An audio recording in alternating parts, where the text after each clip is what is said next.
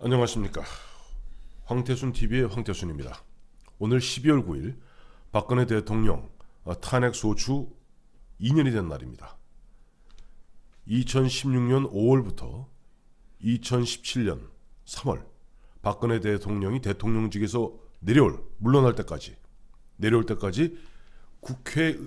국회에서 국회 운영위원장 비서실장으로서 가장 가까운 거리에서, 그러나 가장 중립적 객관적으로 그 상황을 갖다가 목격했고 또 가슴을 치면서 아쉬워했던 김영광 실장, 지난 2년 동안 가슴에 묻어놓았던 그 이야기 이제야 털어놓고 있습니다. 2016년 4.13 총선 여소야대 되었죠. 그렇죠. 여소야대는 과거 노태우 대통령 때도 있었고 또 뭐 DJ 때도 있었습니다만, 여소야대는 한마디로 뭡니까? 여소야대는 대통령의 무덤이죠. 대통령의 무덤이죠. 네. 대통령의 무덤인 여소야대 상황이 벌어졌습니다. 자, 이 부분에서 사실은 예전에 기성의 문법, 정치 문법, 기성의 정치권에서 정치인들이 해오던, 과거에 뭐 노태우 대통령 때부터입니다만은 해오던 바에 따르면 친여 무소속, 뭐 그 당시만 해도 주호영이다, 유승민이다, 장제원이다, 7명이 당선되지 않았습니까? 데려오면 122 플러스 7이면 129가 되고, 그 당시 어쨌든 선거에서 1당이라는 민주당은 123으로, 그러면 1당에서 국회의장이 나오게 돼 있죠. 그렇죠. 저희가 이제 그때 이제 원구성이 가장 중요한 숙제니까, 그렇죠. 이제 검토를 해봤어요. 전례를 비춰가지고. 그 당시 이제 원내대표 비서실장, 그렇죠. 운영위원장 네. 비서실장이었죠. 예. 저희 검토를 해보니까는 87 체제 이후에 네. 제 여당이 네. 1당이 아닌 상태로 국회의장을 가져간 건 김대중 정부 때 이만섭 의장이 유일한 예외더라고요. 예. 그러니까 1당이 국회의장을 가져가는 것은 국회에 확립된 관행인 것이죠. 네. 시비를 걸기가 어려운 거죠. 그러니까 원구성이라는 건 항상 이 관례대로 뭐 상임위 배분하는 것 비율들이 다 정해 있고, 그래서 우리 정희석 대표하고 상의를 해서 뭐 이건 뭐 저 여소야대에서의 ABC니까 그 김대중 대통령이 오죽하면 여소야대 되면 자기 당 의원들을 자민련에 꽂아서 그 자민련을 원내 교섭단체를 만들 수 있는 당으로 만들고, 그게 얼마나 비난을 받았습니까? 민주주의를 위해서 뭐 목숨 바쳤다는 분이 자기 당 의원을 꽂아주는 어떤 이런 약간 뭐 사수를 썼는데, 꼼수라고 그러죠. 꼼수를 썼는데 그 비난을 무릅쓰고 김대중 대통령이 할 수밖에 없었던 것은, 김대중 대통령, 김영삼 대통령 이런 분들은 의회주의를 오래 한 분들이니까 여소야대가 되면 대통령이 죽는구나, 내가 죽지 않으려면 해야 되겠다고 해서 한 것이고, 저희는 뭐 정신석, 김현광은 뭐 저 MB 정무팀으로 뭐 정무를 해왔으니까 뭐 그 기초라서 저희 그래서 빨리 이거 122대 123이니까 7명 뭐 유승민 뭐 장제원 뭐 불러드리면 우리가 일당이니까 저 원구성 협상을 할 때 저 야당한테 우리가 하겠다고 그러더라도 야당이 뭐 길길이 날뛸 수는 없는 일이다. 말로는 반대하는 처하죠. 반대하겠으나 그리고 우리 또 서청원 저 의원이 8선입니까 9선입니까 하여튼 8선. 뭐 정치 자금 받아서 뭐 흠결이 있다 그러지만 뭐 사면 복권 된 일이고 또 지역에서 뭐 심판을 받아서 올라왔으니까 하자고 했는데, 저희 파트너는 현기한 정무수석인데 좀 꾸물 얘기가 없는 거예요. 5월 3일 날 되고 이제 우리는 6월 말 목표로 원구성 협상을 하고 있는데 5월만 목표였죠. 5월 말. 5월 말이지만 보통 뭐 7월까지도 가고 가는데 이제 통상 5월 31일 새로운 국회 신랑이 돼서라도 뭐 6월 말까지는 한번 가보자고 생각을 하고 있는데, 저 청와대에서 의장 넘겨주라는 거예요. 122석 받은 제1야당 더민주당한테 의장 자리를 주라는 거예요. 그래서 우리가 여기서 잠깐 요 대목에서 앞서 말씀하셨던 부분 그냥 훅 지나간 부분을 갖다 한번 점검하고 그 얘기가 굉장히 중요한 얘기이기 때문에, 그렇죠. 아까 말씀하셨던 DJ가 자민련에 3명 의원을 꽂았다는 것은 그걸 잠깐 설명을 해야 될 것 같습니다. 2000년이죠. 2000년 16대 총선 이후에 당시 DJ 대통령 김대중 대통령이 새천년 민주당이 1당의 자리를 놓쳤어요. 그러니까 어떤 일이 벌어졌습니까? 그 당시 DJP 공조가 깨진 상태에서 JP 쪽에다가 JP 쪽이 자민련이 17석밖에 안 됐거든요. 원내 교섭단체가 안 되니까 3명의 의원을 빌려줍니다. 요즘 말에 임대해줍니다. 그래서 자민련의 소원을 풀어주고 자민련하고 다시 DJP를 공조함으로써 사실상 연립정부, 그래서 자신들이 아까 말씀하셨던 그와 같은 형태로서 일당이 아니지만은 새천년 민주당과 자민련 합치면 일당이 되는 거예요. 그렇죠. 예, 그런 식으로 해서 꼼수를 썼던 경우가 있었고, 또 하나 결과론적입니다만은 야당에서, 그러니까 제1야당에서 국회의장이 나왔던 것이 박관영 국회의장, 그 다음에 정세균 국회의장. 묘하게도 이 두 분 때 박관영 국회의장은 노무현 대통령의 탄핵 소추안을 가결했고, 그다음에 정세균 국회의장은 박근혜 대통령 탄핵 소추안을 가결하게 됩니다. 그러니까 그래서 우리 입장은, 정의석 대표의 입장은 네. 국회의장이라는 건 의장 한 자리가 아니고 입법부를 차지하는 것이다. 그렇죠. 그리고 국회의장은 국회 사무처, 입법차장, 사무차장, 네. 국회 예산정책처, 뭐 입법조사처, 도서관 뭐 다 가져오는 것이고, 네. 이 사람들은 우군을 가져오는 것인데 네. 지금 7명만 빨리 복당시키면은 우리가 입법부를 차지하는 게 맞는 것이다라고 설득을 했죠. 네. 근데 현기한 청와대에서 뭐라 그래요? 현기한 정무수가 뭐라 그랬습니까? 그럴 필요 없다는 거예요. 법사위원장만 가져오면 그때 박영선 의원 케이스를 생각했던 것 같아요. 그렇죠. 대통령에게 불리한 법안이 오고 하더라도 법사위가 상원 얘기를 들었지 않습니까? 네, 그렇죠. 법사위는 작구만 이렇게 작구와 체계만 하게 돼 있는데, 법사위가 다른 부서에 정무에서 올라온 은행 관련 법안에 대해서도 자기들이 심사하고 하니까 법안 내용까지 심사했죠. 그래서 하고 했는데 현기한 수석을 포함한 청와대 정무팀들은 그 정도 하면 되지 않겠느냐 하면서, 또 그 와중에 제가 이건 처음 얘기하는 거지만 상임위원장 명단도 또 자기네들이 내려보냈더라고요. 상임위는 뭐뭐 차지하고, 네. 자 의장은 내주는 대신 네. 상임위 예결위 기재 이런 거 법사위 가져오면 되지 않겠느냐는 식으로 안이하게 생각을 하더라고요. 근데 앞서 말씀하셨습니다만 김영광 실장도 청와대 정무비서관으로 있어봤고, 그다음에 위에 그 당시 보좌하고 있었던 정진석 원내대표도 바로 정무수석하지 않았어요? 다 알잖아요. 그런데 그 현기한, 저희는 상대가 현기한하고 비서실장 정도인데, 이분들이 참 희한하게 정치판에 있었던 분들인데도 불구하고 여소야대가 대통령의 무덤이라는 거에 대해서 실감을 못하는 것 같더라고요. 그래서 우리가 설득했지만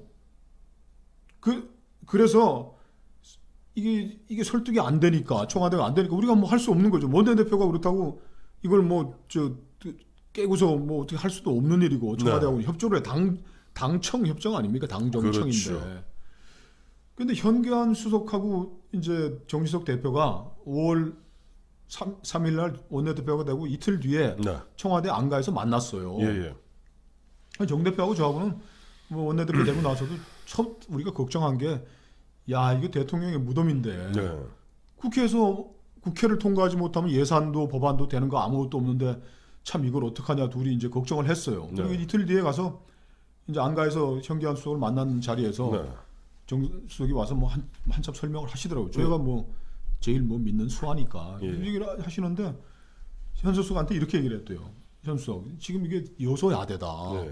이게 대통령의 무덤이고 까딱하다가는 탄핵이 짐작이나 했겠습니까? 상상도 못할 일이고. 대통령이 개망신을 당하는 일을 못할 뿐만 아니라 개망신을 당할 수도 있는 일이 있으니 내가 원내대표로서 일을 제대로 할 수 있으려면 그 대통령께서 좀 재량권을 주시고 이렇게 해야지만 이 전국을 돌파해 나갈 수가 있는 것이다 라고 얘기를 했대요. 여소야대하에서 여당 대표로서는 할 만한 얘기고 해야 될 얘기죠. 그렇죠. 그랬더니 현기한 수석 말씀이 재량권요? 앞으로 그런 얘기 하지도 마십시오. 앞으로 오더 나온 대로 하십시오. 그러더래요. 그래서 정진석 원내대표가 정무수석 안 해봤으면 모르겠으나 정무수석이 하는 일이 집권여당 원내대표 잘 모시는 거예요. 갑을관계로 따지면 청와대가 을이고 여당 집권여당의 원내대표가 갑인 겁니다.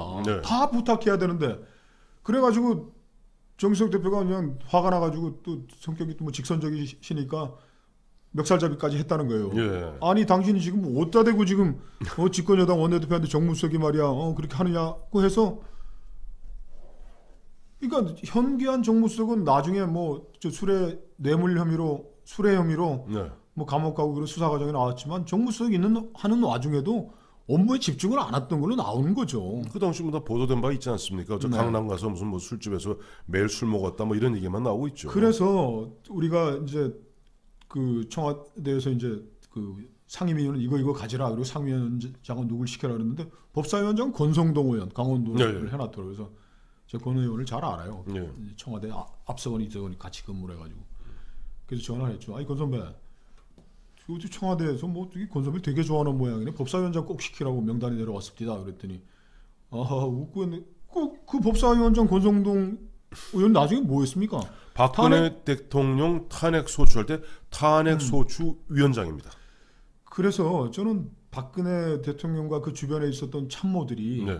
이 여소야대가 대통령의 무덤이라는 그 엄혹한 현실을 몰라서 그랬는지 외면을 했는지 몰라도 입법부를 포기해버린 거예요. 국회의장을 그게 그 7인 중에 포함된 유승민이 꼴 보기 싫어서 그랬다고 한다는데. 그렇게 알려져 있죠. 예. 야 그렇다면 정말 유승민이 너 들어오는 걸 못 보겠다 하는 것이 그 당시 청와대 분위기였다는 거 아니에요? 글쎄 말이죠. 저도 뭐 그때도 듣고 뭐 그런 얘기를 하고 그러는데 그러면 대통령이 정말 탄핵을 피해 갈 수 있는 수백 가지 길이 있었는데 네.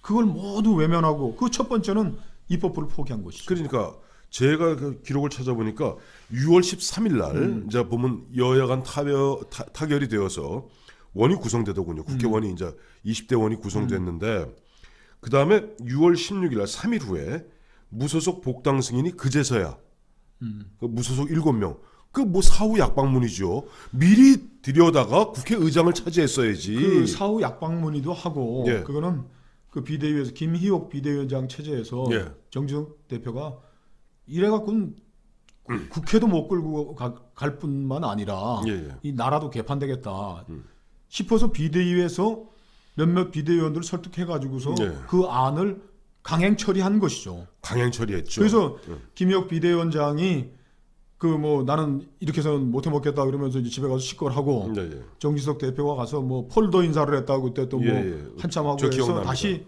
복귀해서 비대위를 뭐 굴려가고 했는데 그 유승민이라는 그 하나의 그 장애물 때문에 정말 뭐 4.13 총선에서 그렇게 참 추악한 코를 연출하고 또 그 국회 여소야들을 전국에서 국회의장을 가져올 수 있는 그 기회마저 했다라는 건 참 박근혜 대통령은 유승민이 참 저 인간하고 같이 하는 건 정말 차라리 내가 죽고 말지라는 입장이었을 것이고 유승민 의원 입장에서는 아니 내가 비서실장으로 당신을 모셨는데 그 나 하나 죽이겠다고 대구에 그 공천도 안 주고 끝까지 죽이겠다고 나를 했으니 그 정말 여자가 한이 맺히면 5년에 뭐 서리가 내린다는데 두 남자가 한이 맺힌 거예요. 김무성 유승민. 네. 그래서 4.13 총선에 여소야대가 됐다는 거 플러스 당내에 박 대통령의 원한을 품은 세력들이 서로 같이 뭐 이렇게 뭐 스크럼을 짜면서 또아리를 틀었다는 게 탄핵으로 가는 두 개의 시한폭탄이 그 안에 장착이 됐던 것이죠. 거기서 이제 바로 그겁니다. 사실 보면 2016년 4.13 총선은요. 사실 그건 어느 대통령도 마찬가지입니다만 원래 정상적으로 했으면 2017년 12월에 대선이 있습니다.